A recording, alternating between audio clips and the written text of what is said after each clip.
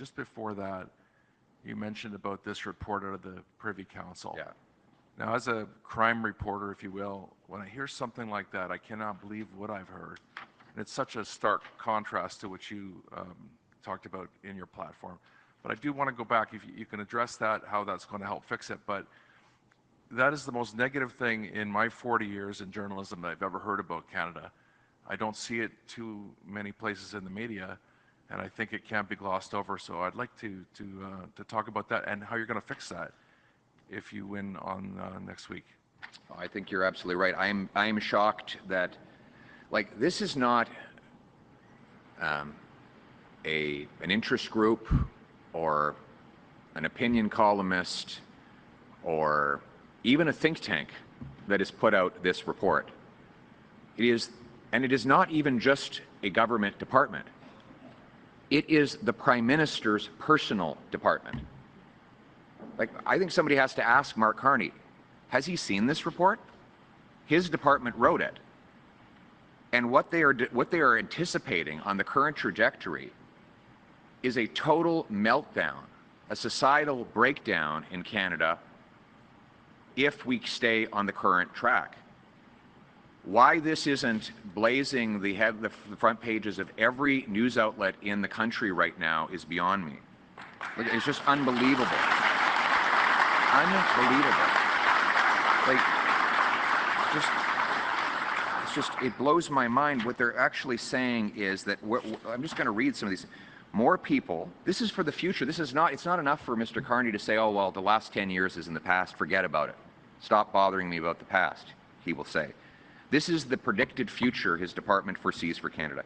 More people may struggle to afford rent, bills, or groceries. The resulting stress could worsen mental health challenges. This would increase demand on social services.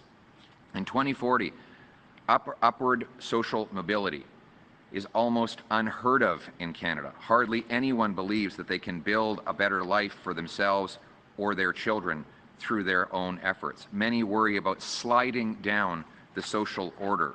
In 2040, owning a home is not a realistic goal for many. Inequality between those who rent and those who own has become a key driver of social, economic, and political conflict. In 2040, pursuing a post-secondary education is no longer considered a reliable path to social mobility. Fewer young people choose post-secondary education, and those who do see it less as a path to a successful career than a way to reinforce their membership in the, quote, elite. That's not my words. That's the government's words. The report paints a terrifying picture of a spiral of economic depression and cost inflation. People may lose faith in the Canadian project, it says.